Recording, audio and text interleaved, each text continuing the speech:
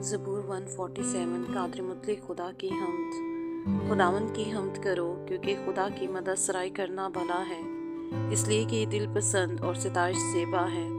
खुदावंद यरूशलेम को तामीर करता है, वह इसराइल के जलावतनों को जमा करता है।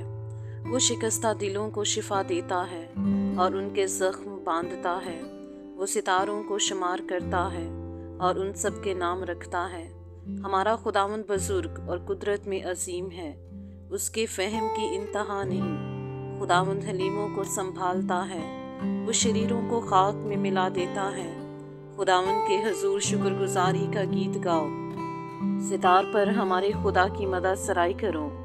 जो आसमान को बादलों से मुलब्बस करता है, जो ज़मीन के लिए मींह तैयार करता है, जो पहाड़ों पर घास उगाता है, जो हैवानात को खुराक देता है और कौवे के बच्चों को जो काएं काएं करते हैं। घोड़े के जोर में उसकी खुशनुदी नहीं, न आदमी की टांगों से उसे कोई खुशी है।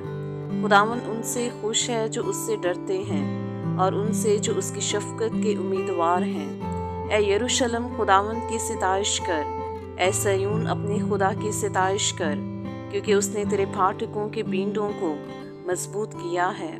उसने तेरे अंदर तेरी औलाद को बरकत दी है। वो तेरी हदूद में अमन रखता है। वो तुझे अच्छे से अच्छे गहियों से आसूदा करता है। वो अपना हुक्म ज़मीन पर बेचता है। उसका कलाम नहायत तेज़ रूह है। वो बर्फ़ को ऊन की मानित घराता है और पाले को राख की मानित बिखेरता है। वो यख को लुकमों की मानित फेंकता है। उसकी ठंड कौन सह सकता है।